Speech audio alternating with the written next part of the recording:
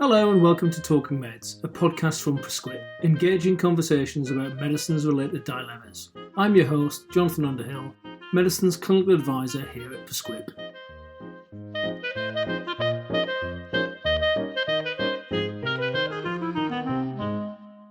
Hello and welcome to the latest episode of Talking Meds. I'm joined today by Denise Farmer, and we're going to be talking about the medicines optimisation challenges for people within secure settings, such as prisons. So Denise is the Pharmaceutical Adviser for Health and Justice Commissioning at NHS England. She's got a long-standing interest in pharmacy services and the medicines pathway in health and justice settings at both local, regional and indeed national level. She took her first step into a prison in Norfolk whilst working in a primary care trust, a PCT. Remember those, guys? And that was back in 2002. And as she says, she never really got out after that.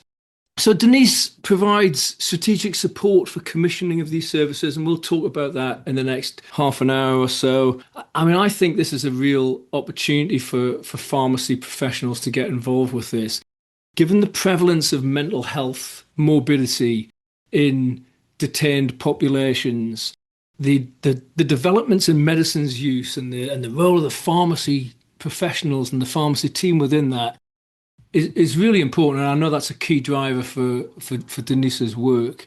So we're going to explore the challenges and what the future holds for this service as well. So Denise, welcome. Thank you so much for joining us. It's nice to see you. Lovely to be here. Thank you very much, Jonathan. So just in terms of starting off with your background, I guess what's your origin story? What brought you into working in the prison pharmacy setting, and I guess why? Well, I became a primary care group pharmaceutical advisor, prescribing advisor in that first tranche of people in 1999. And my primary care group had 10 practices in it. Those were the days. And it had a prison in it as well. And when I was working with the primary care trust, as it became then, quite soon after, I believe, the head of nursing at the primary care trust had started to go in to HMP Wayland in Norfolk to try and understand and support the nurses who were working there. And at that time, those people working in the prison would be employed by the prison service, not the NHS. And they were completely siloed and separated. And the nurse, who was called Wendy, she tried to encourage those practice teams to engage and network with the local GP practices to try and improve the care for prisoners so that there was similarity between that and it provided them with professional development opportunities. All right, so that's where it began. And she came and visited me and said, Denise, you really have to go in there. You'll see incredible things. I really think you ought to see how they handle medicines because it will blow your mind. So I thought, well, I've got nothing to lose. My chief executive, we were a small team of people. I could do what I liked, really. We were discovering, weren't we, in those days? And so in I went. And that's where the story began for me, really. I'd had community and hospital experience as a junior pharmacist leading up to my primary care work. And so I had a sort of a holistic view about the medicines pathway and what good looks like. Well, in the prison at that time, there were no pharmacy staff at all. There was a doctor, a GP, who ran the primary care service there, and some nurses and some healthcare officers, which were prison officers that had a little bit of health training. We don't have those anymore. And what I saw when I opened the cupboards, because that tends to give you a clue, were little plastic bags labelled for paroxetine. A couple of tablets in there, hundreds of them, with expiry dates on, and they were effectively stock bags, and every single medicine was handed to the prisoner to be able to take in front of the team. No such thing as taking away a box of 28, hell would freeze over first. So you can imagine huge cupboards with lots of little plastic bags. It would make any pharmacist's hair go very grey very quickly. And then the GP had a cupboard with all kinds of joyful things in, strips of this and that, which he would gladly hand over to a prisoner as part of the consultation. And it was like going back in time. There was no governance to speak of. People just ordered what they thought was needed. And it was, I wouldn't say chaos. They did their things their way. But it was absolutely clear that the whole governance was really risky, wasn't coordinated. And the medicines came from a dispensing pharmacy up at Norwich Prison. And there they did have pharmacy teams. And that pharmacist there was very experienced, having worked in the prisons for some time, but it was still delivering the service in that archaic, entrenched way, because that's just how it's always been. So we recruited. I was really fortunate that I was able to support that prison in hiring a pharmacy technician and trying to start to normalize some of the pathways and packaging and think, do we really have to do it like this? Is there a better way? And she began to change things because she was empowered to do so.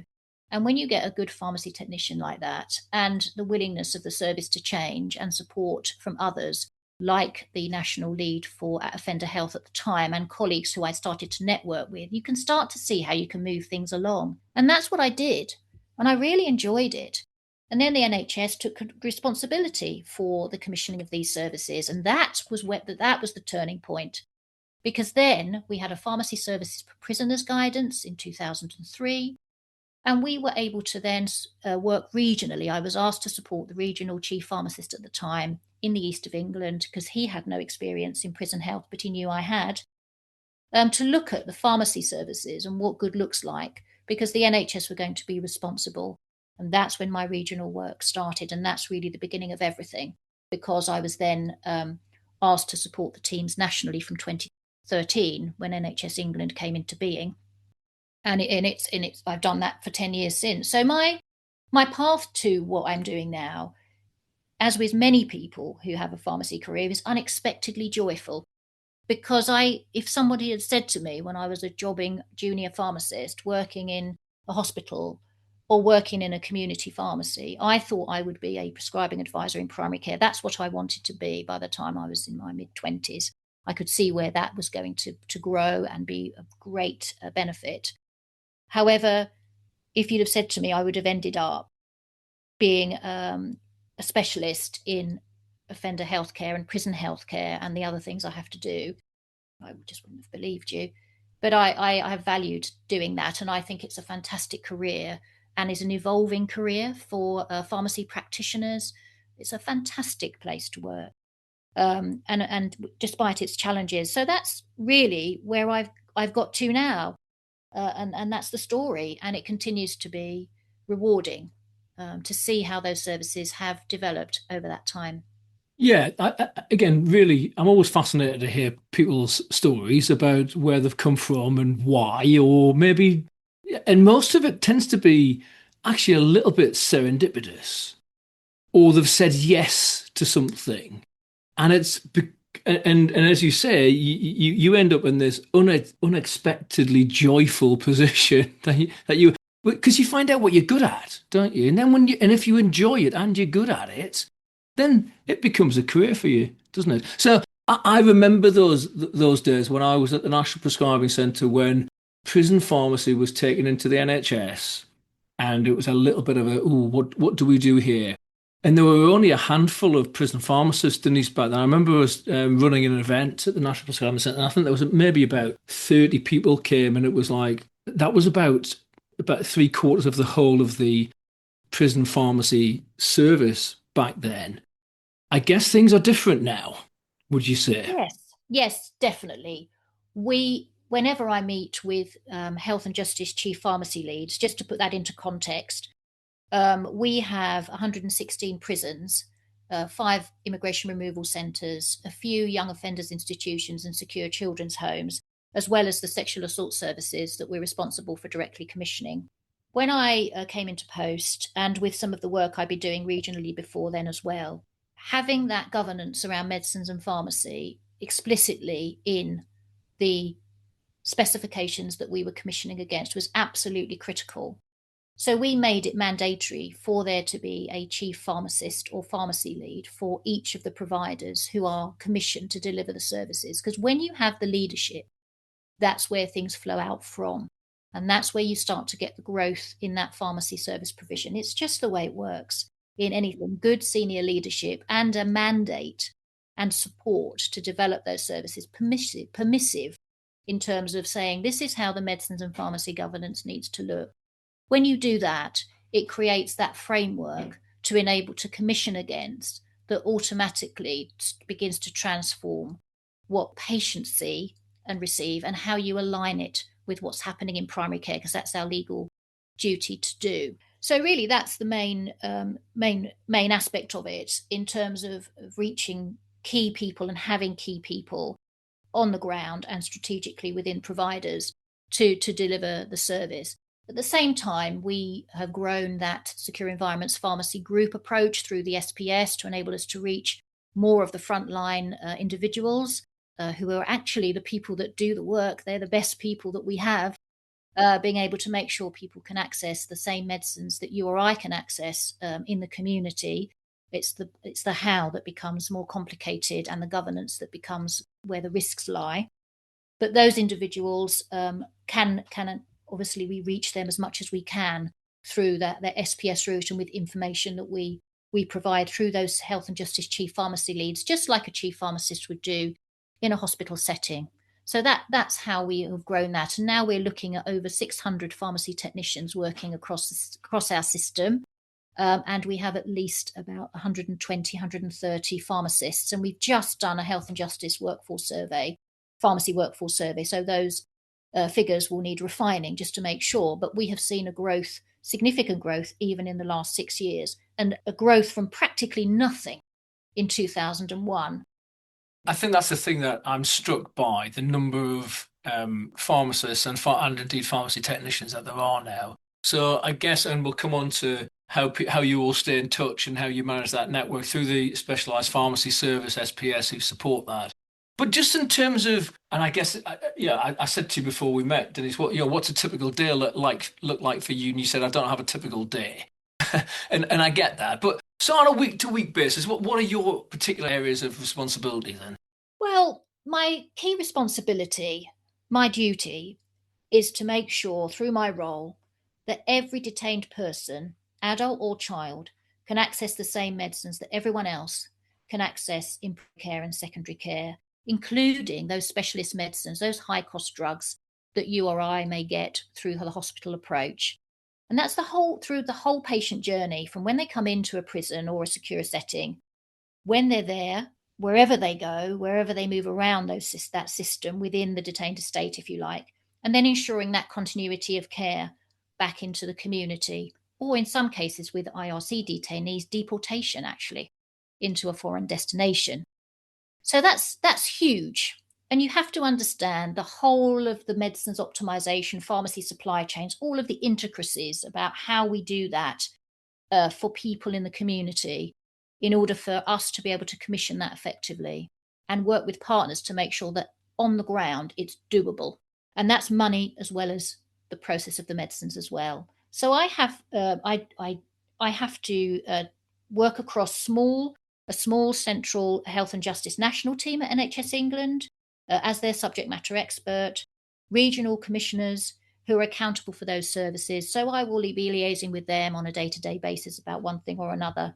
I have to provide expertise to the Department of Health around pharmacy. I was in a meeting today about the joys of patient group directions and the regulatory framework, because they wanted to understand how that works for us and how the regulations could empower and be more permissive in terms of that. So I would have conversations with them and teams in the substance misuse colleagues at OHID, at Department of Health, UXA, key strategic colleagues within UXA around how to get vaccinations to our patients. So I had to lead the delivery of the COVID vaccination program when it started, and I continue to do so.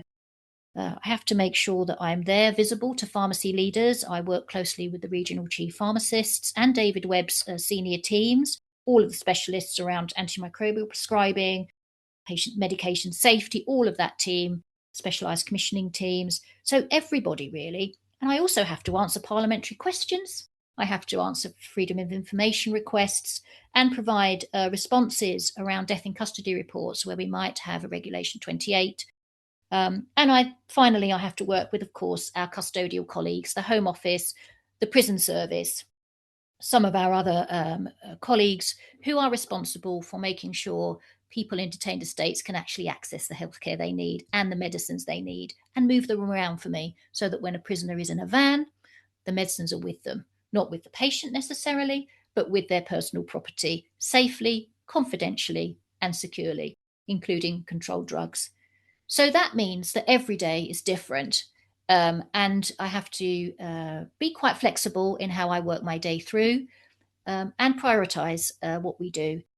And it has led to significant programs of work where we've introduced medicines reconciliation, structured medication reviews strategically, doing it once, saying, look, this is the basis by which we need to do this. This is a policy decision. This is what we need to be doing for medicines optimization and pharmacy, because that's what's happening everywhere else. How do we do that for people who are detained? And I work with a variety of stakeholders, as I've described, to make it work, not only from the top down, because that's not how I work, but taking that view from the ground as to, well, if we're going to do this, how are we going to do it? How are we going to make sure we get EPS prescriptions now available as first repeat prescriptions for people who are released from custody, which is something I've just about to launch. So it's keeping it relevant, making sure that I am engaging with as many stakeholders and people as possible, because I try and gather health and justice pharmacy friends as I go. Yeah, I'm sure. I think the thing that strikes me, it's that I guess people who end up in prison are the population at large, but in some sense. So they have the same things, the same complaints, the same medical conditions that the general population do. However, there is a particular subset of people who end up in prison, aren't there? And I suspect there's quite a large deprivation associated with people ending up in prison. There's probably higher levels of substance misuse or alcoholism, and indeed, as we said before, mental health, and probably a history of either mental or physical abuse that they've been subject to as well. So I guess there's an opportunity, and also the other thing, they might never ever have been subject or part of organised healthcare provision in the past. So I guess, Denise, there's an opportunity here, isn't there, when people are in a secure setting, to actually give them a proper health check, if you like. And, things like smoking cessation, I think, would be one of the interventions that would be paramount here. So are there the sorts of things that prison pharmacists and prison pharmacy teams would be looking at as well? Absolutely, you're absolutely right. And the polypharmacy that we see in prison is really specific. There's a lot of opioid prescribing. There's including opioid substitution therapy, so the likes of methadone and buprenorphine in some of our reception prisons, and that's where they take people from court, where they're stabilizing them, having been dependent in the community on illicit drugs and opioids. They will be stabilized when they come to us, and you can have 100 people needing a dose of methadone every single day or buprenorphine. That's no joke. That's really critical for people to be to begin a recovery pathway. When I joined the services in the early 2000s, we detoxed everybody. So we had lofexidine detox, and that doesn't even exist anymore. And that was it. And that would cause death on release, because people would go back to heroin and they die. So these services have revolutionized care. And there's a lot of focus on identifying and supporting mental health needs, because, of course, people coming into prison may have a slight mental health indication that they may have had, but when they're sentenced to life in prison for murder, that doesn't do very much good to your mental health necessarily. Do you see? So there are evolving things that happen. And that polypharmacy requires that collaborative multidisciplinary working. And that's where a career and working in offender health or prison health care and immigration removal centres and the range of services I've mentioned is very rewarding, because you are not encumbered by a national contract that says you have to do X to get paid Y.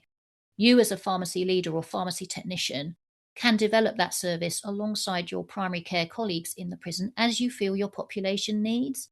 So I can walk into any one of those 116 prisons or IRCs, and I will see a focused service that uses the core framework that we have described in professional standards and in our specifications. But on the ground, they take account of what the people need. And that's what's most rewarding about it. And I'd just like to describe a story that just epitomizes the difference it can make. So as part of health and justice services, prison services, there has been, as alongside the rest of the country, we've trying to eliminate hepatitis C, haven't we? And we've been in a position to provide the nicer medicines for a short course through the processes and commissioning arrangements that we have. And of course, people in prison had a higher prevalence or have a higher prevalence of hepatitis C. So we had to design a pathway of medicines access that meant people in prison could get access to this curative pathway. Again, it's transformational in terms of that, as we all know. And I listened to a patient who was at an event some years ago now, who had been through the pathway successfully and been cured of hepatitis C, which is great. But what was important about it was she said that it was the first time anyone had really focused on her own needs, that it gave her hope that others cared about her healthcare and her situation. And that meant she had increased her confidence. She completed the course of treatment. She was clear of hepatitis C infection. And she thought, well, if I can do this, I can do other things as well. And it helped her turn her life around. She said that care and attention and the achievement of that outcome meant she felt able to tackle other things in her lifestyle and her way of living and her quality of life, to say, actually, I just don't need to have a life like this. I can change it. And she described what she'd done. And we enabled our colleagues in the prison service and through our clinical pathways that we had, we made it possible for that individual to take that treatment successfully whilst detained to achieve that clinical outcome. And that was a turning point for them. And that's what makes it joyful to come to work, because I hope that there are other stories like that have through our pharmacy teams and through the medicines pathways that we make sure are there, that mean people have the opportunity to improve their health outcomes and their lives. I love that, Denise, very much. I think one of the things that sometimes we forget is that being detained in prison is a punishment, but it's also supposed to be the start of a rehabilitation journey as well. So stories like this, where no one's cared about me before, but someone's showing some care in me, actually, that can be the start of the pathway to rehabilitation. And that's what you all want as a citizen, and as a taxpayer, actually, because prison services are expensive, and you don't just want to lock people up for life without any hope of rehabilitation. And healthcare is clearly an important aspect of that. I was talking to a colleague of mine who runs menopause clinics, and she was talking about how she goes into prisons to talk, because of course there's lots of women's prisons and women in prisons who are going through the menopause, and I think in the past that's probably just been neglected and forgotten about, and it's not anymore. It's a managed service where there is an opportunity to really improve people's lives here. So I can see why you're passionate about this. I can see why this is an interesting career path for people.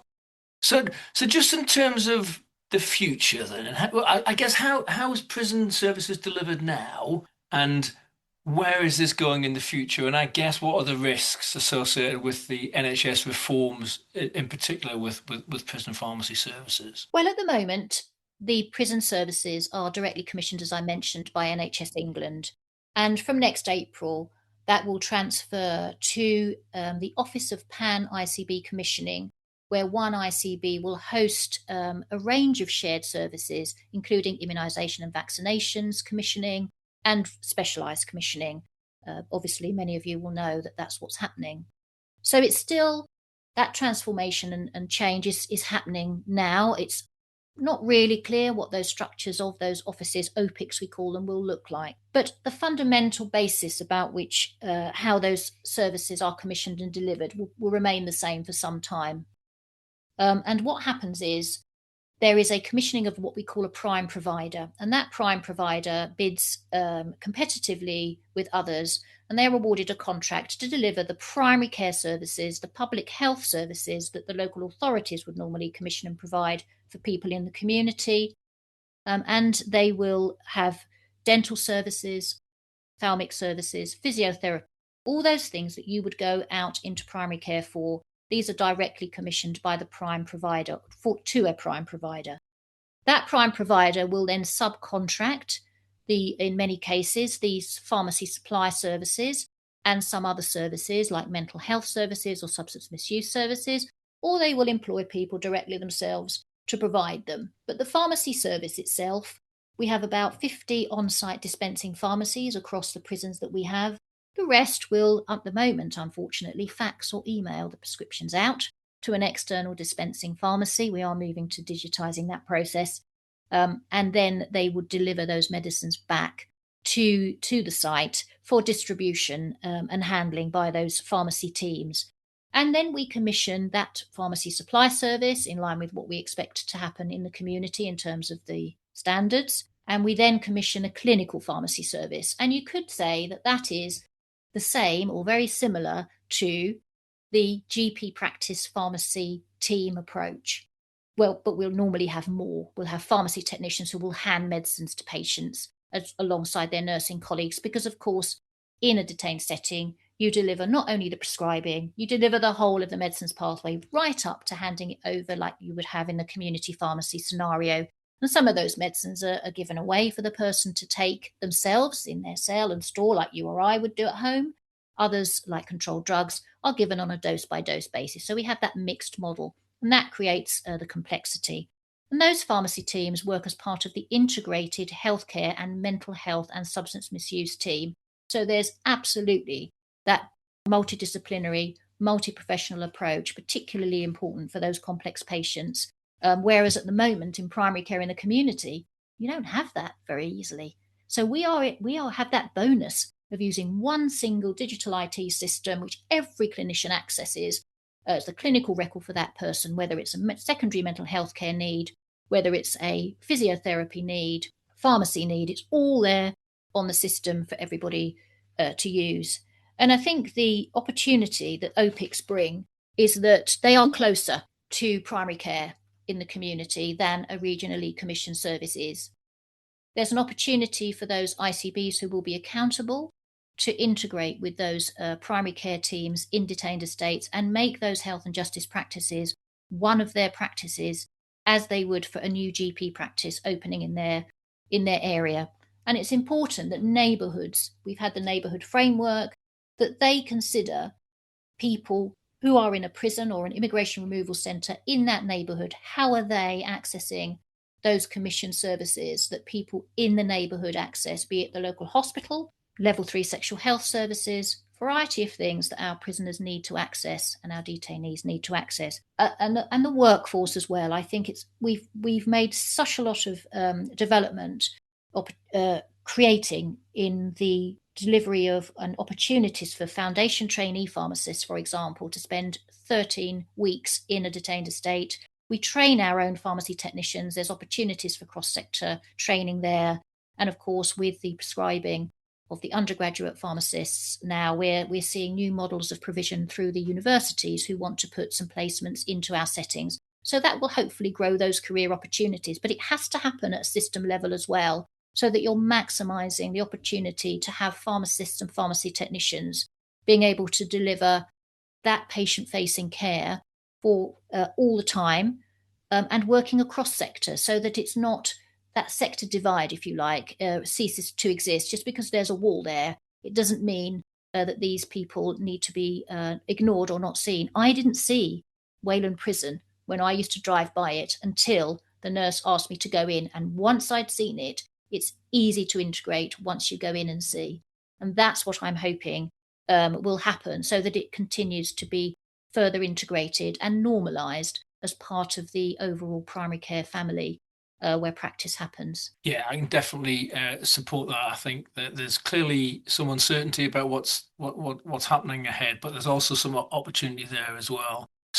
So if people are interested in knowing a bit more about a career as a prison pharmacy professional, where would people go for that, Denise? And I guess that the other aspect here is your support networks that you talked about as well. How do people access those?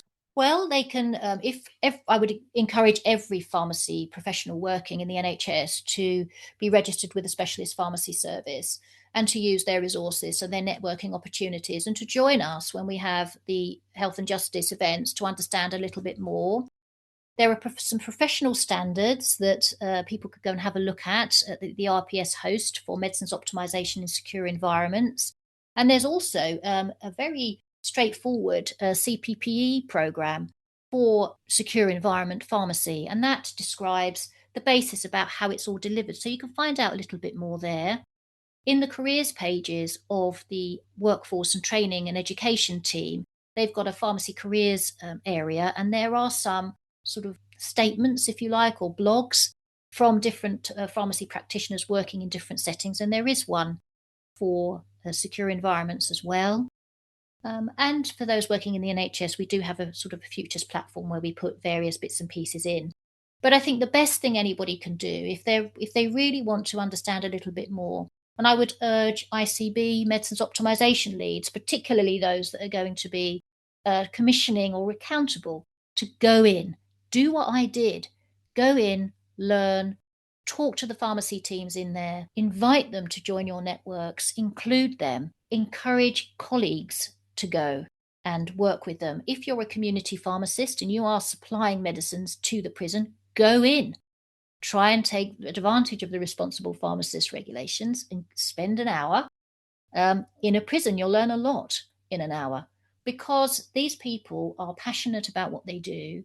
They are experts at what they do, and they have developed very complicated but very important clinical pharmacy services and medicines governance arrangements that serve those people and the staff there within the prison.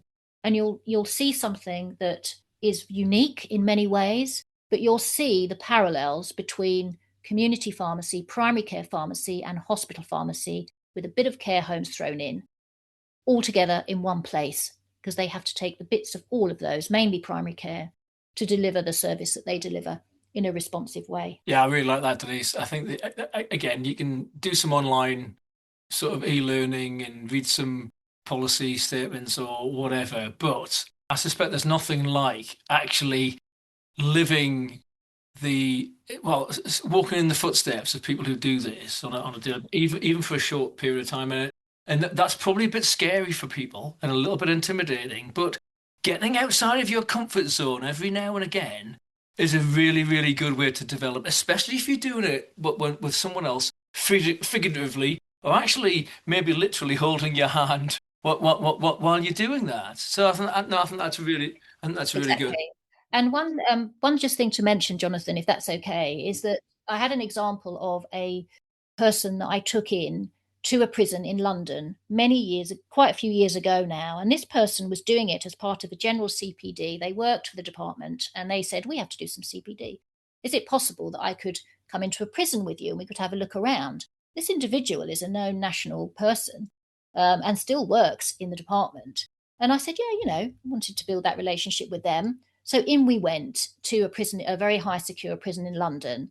And we spoke to the pharmacy technicians, we spoke to nurses, we went round and she saw the medicines pathway for admission to release. She spent half a day in there with me and she saw it happening. And the pharmacy staff were brilliant. They just told it as it was, and they described what they did and how they handed medicines out, and the communication they had, the support they provide prisoners, all of it as you would expect. And she came outside afterwards, and I thought, goodness, what she thought about that. But she said, "Goodness, Denise," she said, "that was amazing." She said, she said, "Do you know, it's really just like ordinary primary care, isn't it? If you just take away all the bars and all the noise and all the movement." She said, actually, what they do is exactly like that. And that moment for me was wonderful because I could have hugged her. I didn't.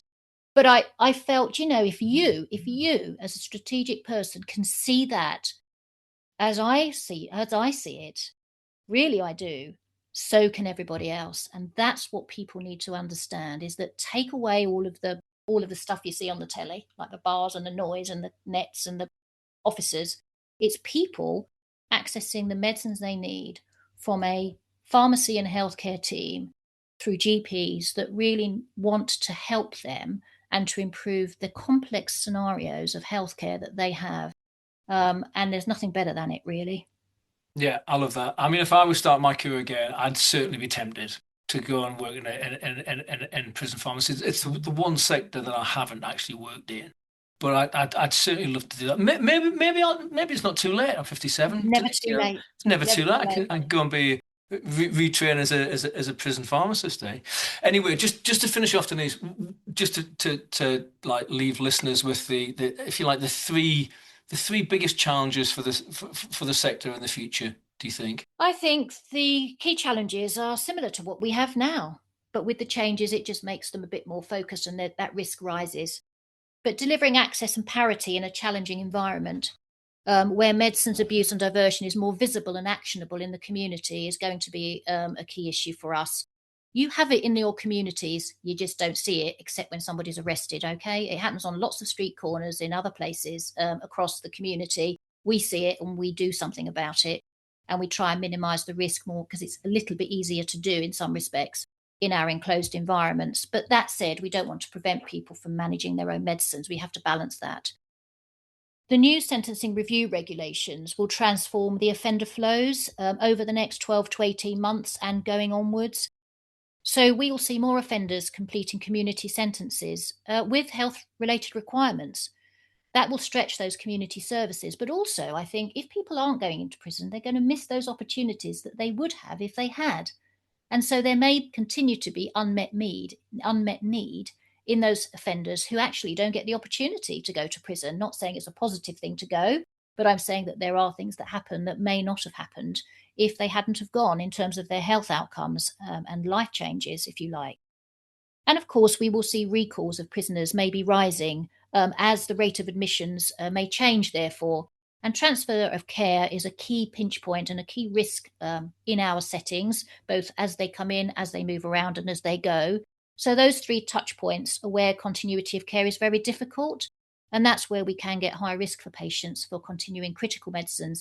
And there's a risk of harm if they don't get them. So if you start, making the churn a little bit less regular, and you create a little bit more chaos and higher churn and people moving around more often than they would, it creates stress and risk within trying to deliver primary care, because blink and they've gone.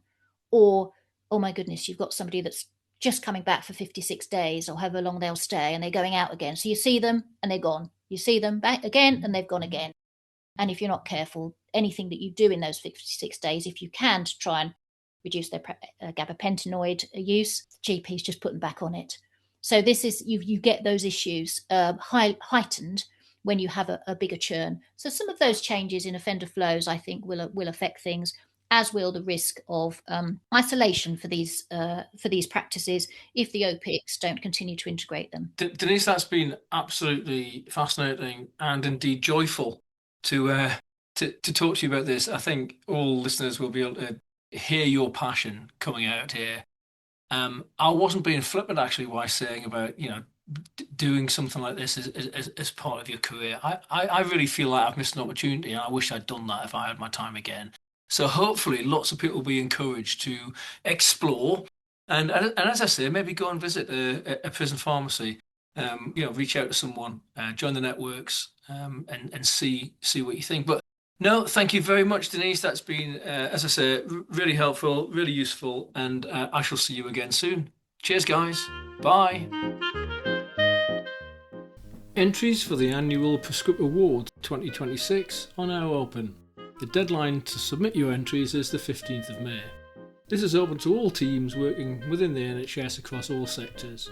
It's a real opportunity for you to share all the good work that you've done over the past year and being a chance to win a prestigious PrescQIPP award.